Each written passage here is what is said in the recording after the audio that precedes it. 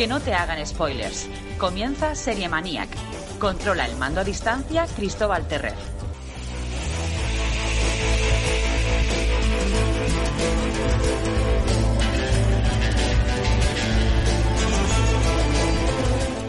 Dejamos el fútbol a un lado, dejamos el Real Betis Balompié momentáneamente también a un lado, porque como escuchan en la sintonía de la 96.8 de la frecuencia modulada, es turno de Serie Maniac, nuestra sección semanal. Cada jueves en Radio Betis tenemos el placer de charlar con Cristóbal Terrer, experto en la pequeña pantalla, experto en series, en las principales novedades de las principales plataformas, y en el día de hoy además nos va a hablar de una serie en particular, de Alice in Borderland, de Netflix, además por supuesto de, como siempre hace, repasar novedades y conversar de otros espacios. Ya está al otro lado de la escucha Cristóbal Terrer, muy buenas tardes, ¿qué tal? Hola, ¿qué tal? Buenas. Como decía en la intro, me parece que toca hablar hoy de Alice in Borderland, ¿no? Una serie japonesa de carácter fantástico y por tanto de ciencia ficción, en la que, corrígeme si me equivoco, la supervivencia cobra principal protagonismo. Sí, exactamente. El tema, la verdad, que es bastante adictivo, un poco como la semana pasada, que estuvimos hablando de La Revolución. No es que sea esta Alice in Borderland la mejor serie del año, ni mucho menos, pero, oye, es bastante adictiva e entretenida, que creo que también es interesante, sobre todo a la espera de que lleguen las grandes series, los grandes estrenos, los grandes regresos de este 2021, que ya sabemos que se están retrasando todos por culpa de este maldito coronavirus. Pero bueno, mientras tanto, oye, no todo tiene que ser serie de autor o serie de tipo HBO, sino también que puede haber series interesantes simplemente pues para pasar un rato, ¿no? Y Netflix yo creo que se está especializando en eso, ya lo comentamos la semana pasada, y bueno, sí que es cierto que ella ha apostado por series de gran calidad, como por ejemplo esa Mindhunter de David Fincher, o la recuperación de Black Mirror, que pasó de la cadena británica a Netflix. Pero bueno, yo creo que sí se ha especializado, sobre todo con esas nuevas producciones que hace en todos los países del mundo, con series muy disfrutables, ¿no? Para estas de ventilarte en un ratillo que tengas libre en un fin de semana. Y yo creo que Alice in Borderland, yo por ejemplo la disfruté esta Navidad, y bueno, pues tiene eso, una serie muy entretenida y, como tú decías, una especie de distopía en la que la supervivencia cobra protagonismo y, claro, pues sin darte cuenta estás devorando los 8 episodios de esta primera temporada de una de las primeras producciones en Japón de la cadena roja de streaming, Netflix. ¿Y cuál es más o menos, sin hacer spoiler, como es lógico, el tema? ¿De qué va un poquito la serie? Bueno, pues la serie es una distopía adolescente, como decíamos, una supervivencia en la que, bueno, una serie de personajes inadaptados, ¿no? Esos misfits que dicen en Reino Unido o en Estados Unidos, pues quizá podrían aprovechar el momento para poner en juego sus habilidades, ¿no? En un nuevo entorno que le es bastante ajeno respecto al mundo real, en el que pasan totalmente desapercibidos, ¿no? Recuerda mucho, por ejemplo, a estas producciones que estamos viendo últimamente, que están colmando las pantallas de televisión y de cine, como pueden ser, por ejemplo, Los Juegos del Hambre o El Corredor del Laberinto, que, bueno, obviamente tampoco son películas muy profundas ni muy complejas, pero, oye, que te hacen pasar un buen rato. Si bien es cierto que Netflix, ya sabéis, bueno, normalmente siempre tiene ese ejercicio de ocultismo casi con las cifras de audiencia, pero los últimos informes que hace público la cadena demuestran que este 2020 ha apostado muy fuerte por el anime tanto de producción propia como de producciones ajenas de otros países. Y bueno, pues con este tipo de cintas como Alice in Borderland, pues está yendo todavía un paso más allá, no solamente apostando por el cine de animación o series de animación, sino también con estas series de acción real, ¿no?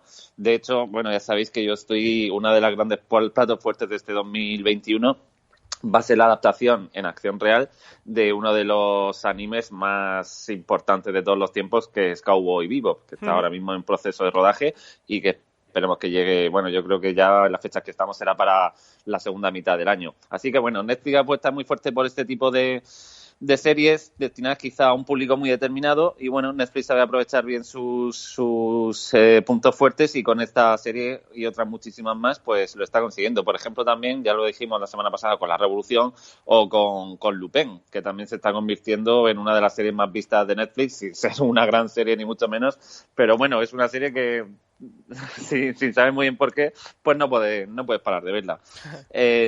Bueno, centrándome ya en Alice in Borderland, tenemos al protagonista, que es Ryohei Anisu, que bueno, es un inadaptado, como decía, que no tiene trabajo, es el típico, podríamos decir, nini, ¿no?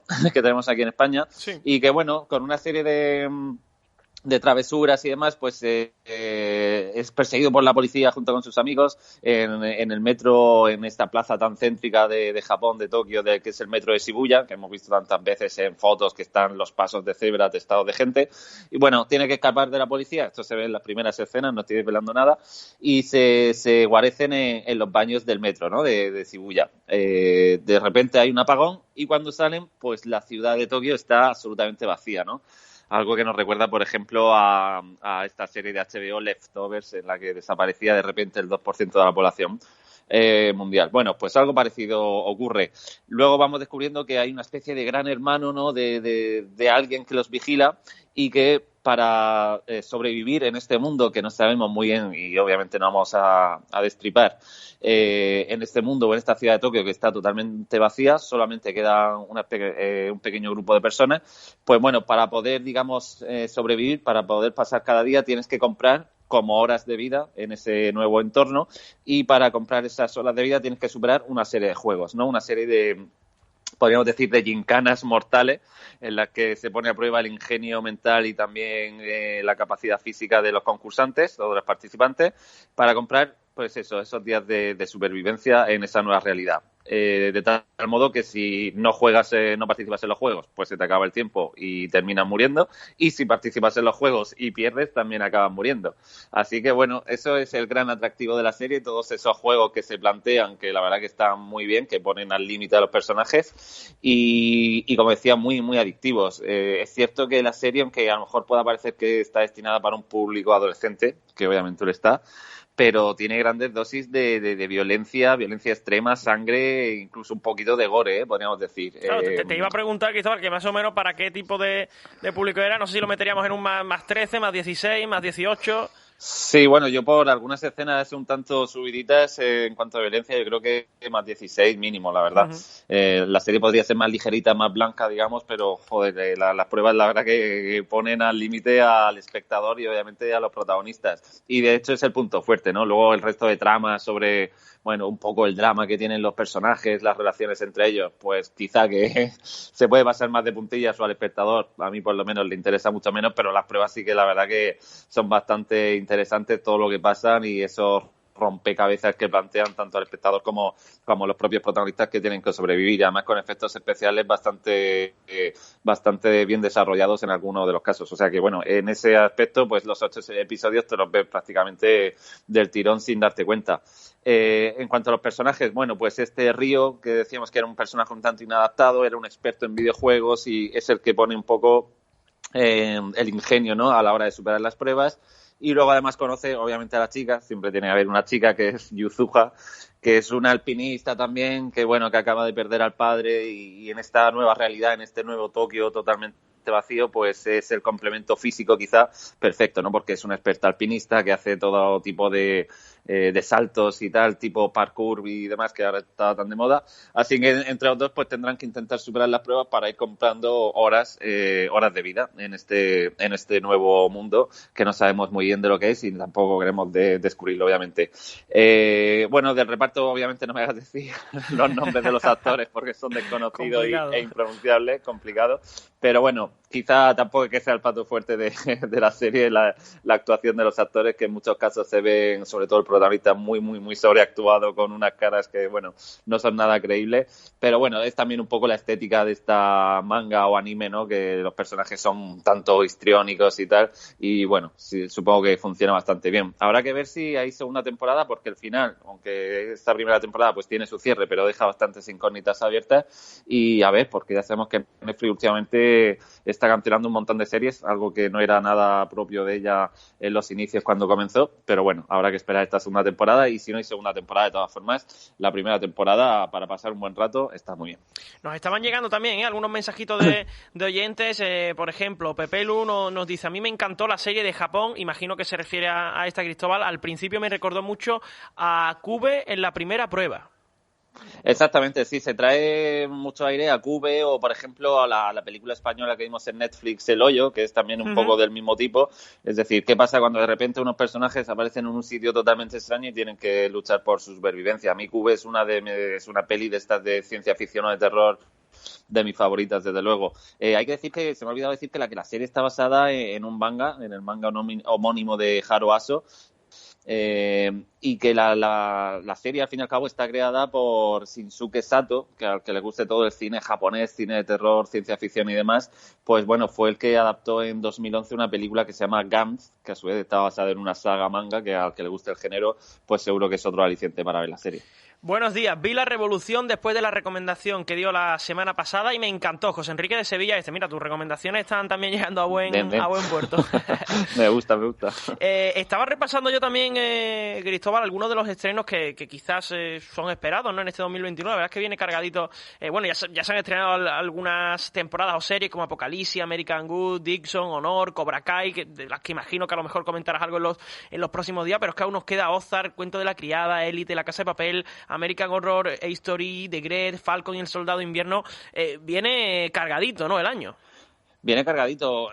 Bueno, faltan todas las series prácticamente de Apple TV, excepto Servant, que ya lo dijimos la semana pasada que ha empezado con la segunda temporada, pero es que claro, falta por ejemplo el gran plato de Apple TV, que va a ser Foundation, que va a ser una especie de Juego de Tronos intergaláctico con un reparto y unos medios que, vamos, quitan el sentido. Yo creo que va a ser la gran serie del año, si llega a tiempo a estrenarse a finales de este año 2021, y como tú decías, El Cuento de la Criada, Peaky Blinders, por ejemplo, Peaky que ya Blinders, está bueno, por fin. eso, te quería preguntar, Cristóbal, ¿qué ha pasado con Peaky Blinders? Porque ha habido mucho revuelo en redes sociales y cancelaban, hacían una historia paralela. ¿Qué es lo que ha ocurrido exactamente?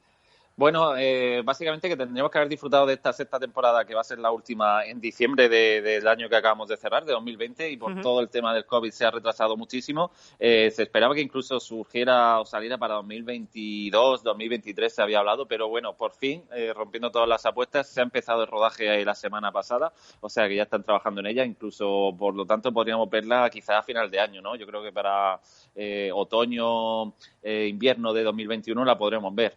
Va a ser la sexta temporada la última. El director lo tiene clarísimo, que no quiere alargar la serie simplemente, que él quiere contar una historia y cuando termine pues se ha acabado, pero claro, el éxito ha sido tal que ahora se están planteando posibles spin-offs, precuelas, secuelas, todo está un poco en el aire, pero bueno, lo cierto es que veremos la temporada 6 final un poquito antes de lo que pensamos, por fin, y bueno, que Anya Taylor-Joy, que salía, bueno, la protagonista de Gambito de Dama, que sale en Peaky Blinders en las últimas temporadas como la novia americana de de el hijastro Michael, de la familia Selby, pues también aparecerá en la sexta temporada, y ahora todo lo que hace Anya Taylor-Joy pues obviamente cobra especial relevancia, así que Peaky Blinders va a dar todavía un salto más mediático, creo yo, con esta actriz. También a la espera de una de las series que además yo he seguido, que soy bastante aficionado, porque todo el mundo el universo de Breaking Bad me gusta mucho, que estaba previsto también para inicio de 2021 la nueva temporada de Better Call Saul, y quizás se va a retrasar un poquito, ¿no, Cristóbal? Exactamente, otra que se va a retrasar la nueva temporada y última, yo creo que ya es la última temporada de Sol, que es una serie, bueno, brillante. Todo el mundo no daba un duro por ella cuando decían que era un spin-off centrado en este abogado, pero es una serie que tiene poquito que envidiar a Breaking Bad, obviamente salvando la distancia porque Breaking Bad son palabras mayores, pero una serie muy interesante. También tenemos de Netflix, por ejemplo, Stranger Things, que tampoco se sabe la fecha exacta, aunque yo creo que sacaron un tráiler hace ya bastantes meses, antes de todo el tema del COVID, y parecía que estaba muy, muy próxima, muy cercana esa nueva temporada, pero no han vuelto a sacar nada más, ¿no? Exactamente, yo creo que al final se irá a la fecha típica de ellos, que suele ser julio o así que yo creo que para julio de este año, ya teniendo el tráiler y el rodaje bastante avanzado, sí que podremos verla. Pero bueno, todas las fechas, todo lo que digamos este año sobre fechas de estrenos, la verdad que hay que cogerlo un poquito con pinzas porque nunca se sabe lo que puede pasar. Buenos días, Cristóbal, estoy viendo Your Honor y me empezó gustando mucho, pero por el episodio 4 o 5 me está pareciendo un poco lenta. ¿Qué te parece a ti?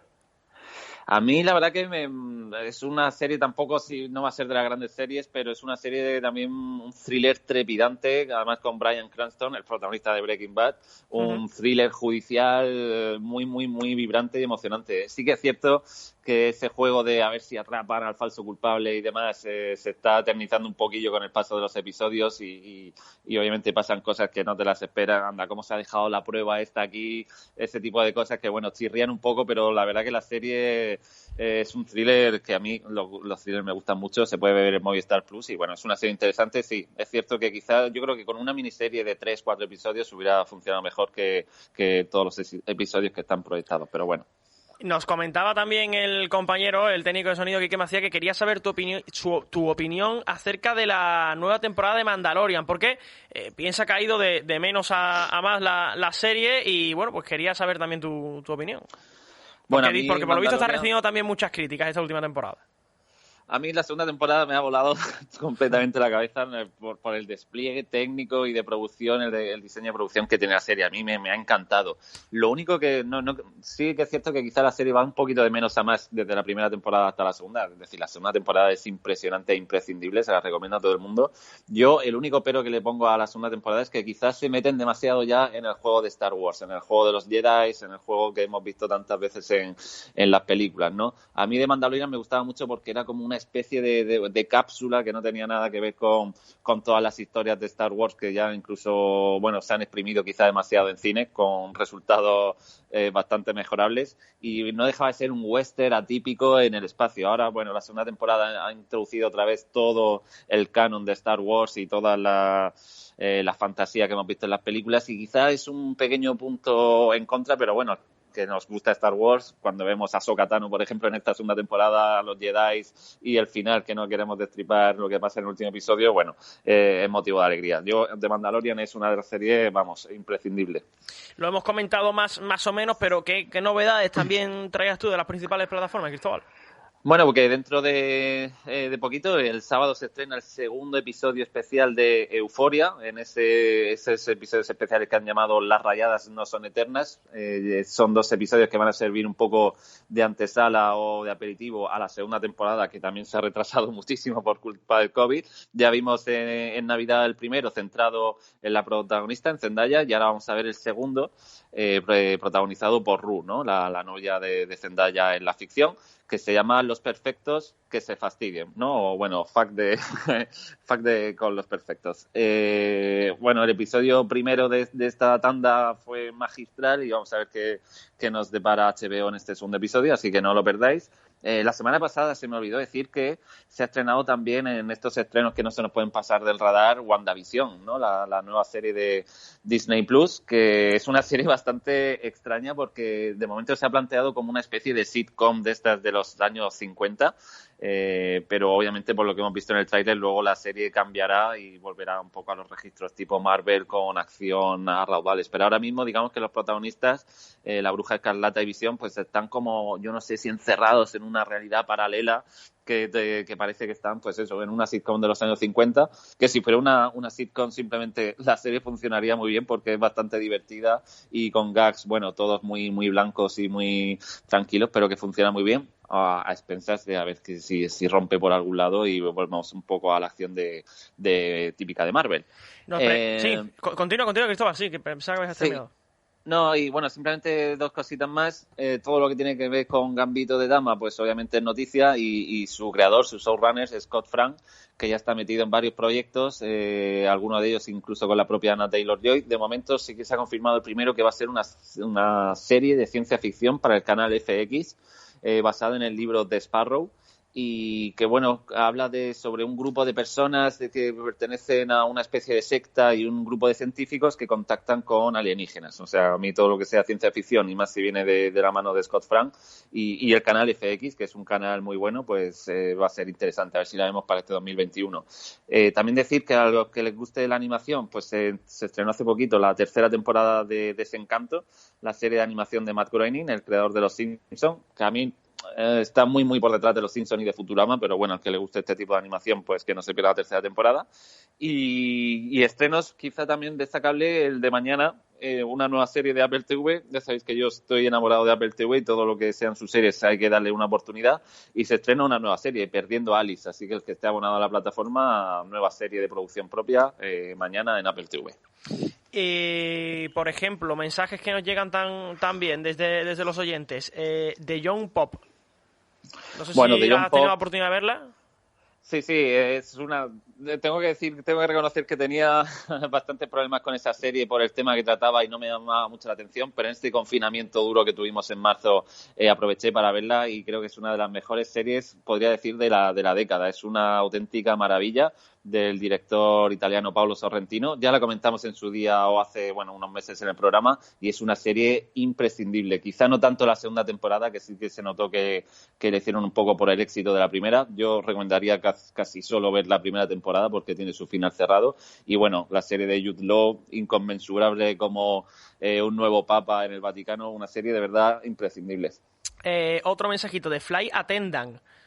Yo te pregunto, pero no sé si eres capaz de haberla visto toda, Cristóbal.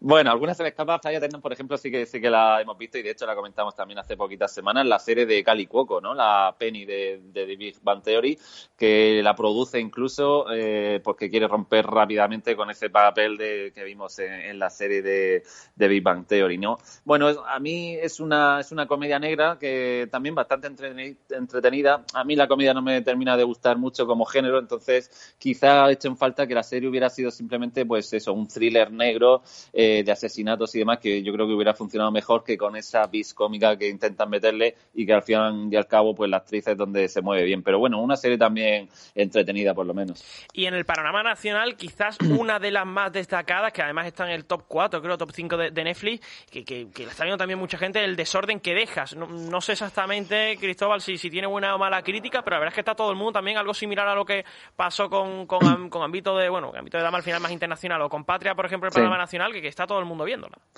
Sí, bueno, obviamente está muy alejado de ficciones como pueden ser, por ejemplo, Antidisturbios de Sorogoyen o Patria, ¿no? Que son dos series de autor y de gran calidad. Esta, de nuevo, lo que decíamos al principio del programa, es un thriller que funciona muy bien, muy entretenido, por lo que Netflix está apostando. No es un thriller de gran calidad, una serie de la que se vaya a hablar en las próximas décadas, pero bueno, una serie que es disfrutable para ver quién es el asesino, etcétera, etcétera, que eso siempre engancha para ver un fin de semana, y con Inma Cuesta, por ejemplo, que es una actriz maravillosa que tenemos aquí en España, así que bueno, una serie al que le guste este género que está bastante bien. Pues ahí quedan las recomendaciones de Cristóbal Terré. No sé si se te queda algo en el tintero, algo que quieras añadir, Cristóbal.